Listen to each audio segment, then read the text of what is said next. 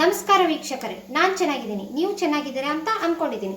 ಇವತ್ತು ನಾನು ಶಾವಿಗೆ ಪಾಯಸ ಯಾವ ಥರ ಮಾಡಬೇಕು ಅನ್ನೋದನ್ನು ನಿಮಗೆ ಹೇಳ್ಕೊಡ್ತೀನಿ. ಮೊದಲು ನಾವು ಶಾವಿಗೆಯನ್ನು ಚೆನ್ನಾಗಿ ಗ್ಯಾಸ್ನಲ್ಲಿಟ್ಟು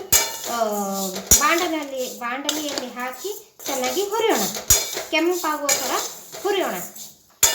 ನೋಡಿ, ಈ ಥರ ಕೆಂಪಿಗೆ ಆಗಬೇಕು.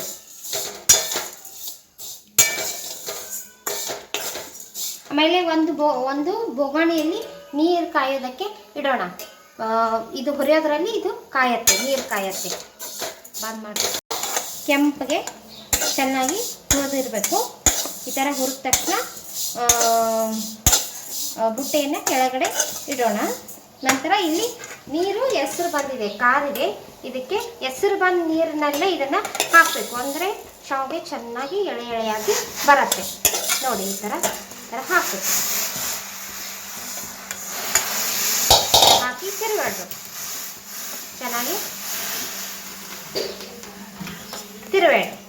ಇದನ್ನು ಒಂದು 10-15 ನಿಮಿಷ ಕುದಿಯೋದಕ್ಕೆ ಬಿಡೋಣ. ನೋಡಿ, ಇವಾಗ ಶಾವಿಗೆ ಆಗಿ ಕುದ್ದಿದೆ. ಇದನ್ನು ಇಳಿಸಬೇಕು. ಇಳಿಸಿ ಇದಕ್ಕೆ ಒಂದು ಗ್ಲಾಸ್ ಸ್ವಲ್ಪ ಇದು ಗಂಜಿ ಎಲ್ಲ ಹೋಗುತ್ತೆ, ತಣ್ಣೀರು ಹಾಕಬೇಕು.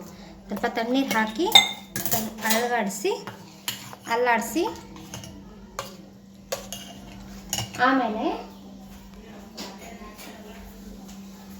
ಇದರ ನೀರನ್ನು ಬಸಿಬೇಕು.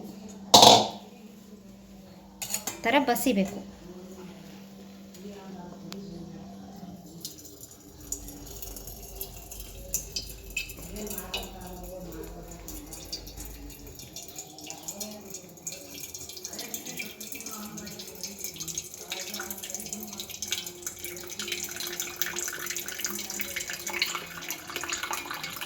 ಥರ ಎಲ್ಲ ನೀರನ್ನು ಬಸ್ದು ಬಿಟ್ಟರೆ ನಮಗೆ ಶಾವಿಗೆ ಚೆನ್ನಾಗಿ ಅದರಲ್ಲಿ ನೀರು ಇಲ್ಲದೆ ಇದ್ದರೆ ಸಕ್ಕರೆ ಚೆನ್ನಾಗಿ ಕೂಡ್ಕೊಳ್ಳುತ್ತೆ. ಅದಕ್ಕೆ ನಾವು ಎಲ್ಲ ನೀರನ್ನು ಬಸಿಬೇಕು. ಬಸ್ದು ನೋಡಿ, ಇದಕ್ಕೆ ಇವಾಗ ಸಕ್ಕರೆ ಹಾಕಬೇಕು. ಇದಕ್ಕೆ ತಕ್ಕಷ್ಟು ಸಕ್ಕರೆ ಹಾಕಬೇಕು. ಗ್ಯಾಸ್ ಮೇಲೆ ಇಟ್ಟು ನಾವು ಸಕ್ಕರೆ ಹಾಕಬಾರ್ದು, ಯಾಕೆಂತಂದರೆ ಶಾವಿಗೆ ಒಂದಕ್ಕೊಂದು ಹತ್ಕೊಂಡು ಅಂಟಾಗತ್ತೆ. ನಾವು ಯಾವಾಗಲೂ ಗ್ಯಾಸಿಂದ ಕೆಳಗೆ ಇಳಿಸಿ ಆಮೇಲೆ ಸಕ್ಕರೆ ಹಾಕಬೇಕು. ಇದಕ್ಕೆ ಸ್ವಲ್ಪ ಉಪ್ಪು ಹಾಕೋಣ. ರುಚಿ ಬರಬೇಕಂತಂದರೆ ಸಕ್ಕರೆ ಜೊತೆ ಉಪ್ಪನ್ನು ಸ್ವಲ್ಪ ಹಾಕಬೇಕು. ಹಾಕಿ ಇದನ್ನು ಚೆನ್ನಾಗಿ ತಿರುವಾಡಿ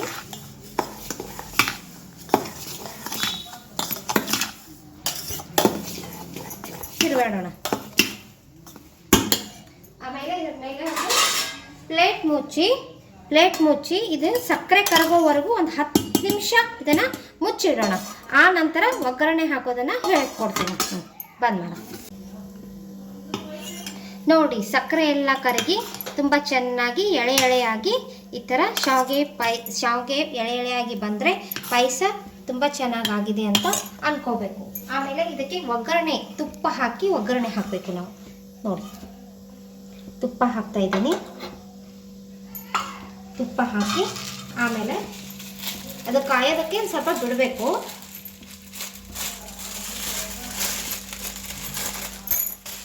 ಆದಮೇಲೆ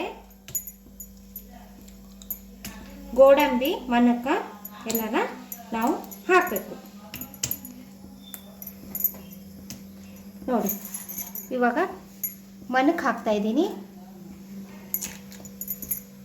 ಗ್ಯಾಸು ಸ್ವಲ್ಪ ಸಣ್ಣ ಉರಿಯಲ್ಲಿ ಇಡೋಣ. ನೋಡಿ, ಮನಕ್ಕೆ ಹಾಕ್ತಾ ಇದ್ದೀನಿ.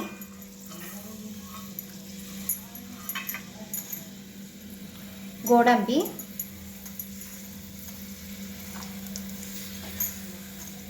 ಚೆನ್ನಾಗಿ ಫ್ರೈ ಆಗಲಿ. ಅದು ಆದಮೇಲೆ ನೋಡಿ, ಈ ಥರ ಚೆನ್ನಾಗಿ ಫ್ರೈ ಆಗಬೇಕು. ಗೋಡಂಬಿ ಮನಕು ಚೆನ್ನಾಗಿ ಫ್ರೈ ಆದಮೇಲೆ ತೆಗೆದು ಈ ಥರ ಒಗ್ಗರಣೆ ಹಾಕೋಣ. ನಂತರ ಇದಕ್ಕೆ ಏಲಕ್ಕಿ ಪುಡಿನೂ ಸ್ವಲ್ಪ ಹಾಕೋಣ.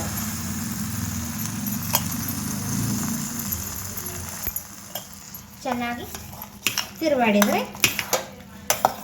ಶಾವಿಗೆ ಪಾಯಸ ರೆಸಿಪಿ ರೆಡಿ.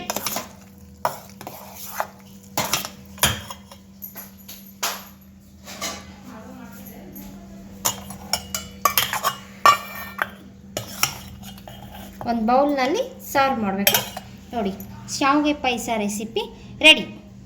ನೀವು ಮನೆಯಲ್ಲಿ ಮಾಡಿ ನೋಡಿ. ನಮ್ಮ ರೆಸಿಪಿ ನಿಮಗೆ ಇಷ್ಟ ಆದರೆ ಬೆಲ್ ಐಕನ್ ಒತ್ತಿ.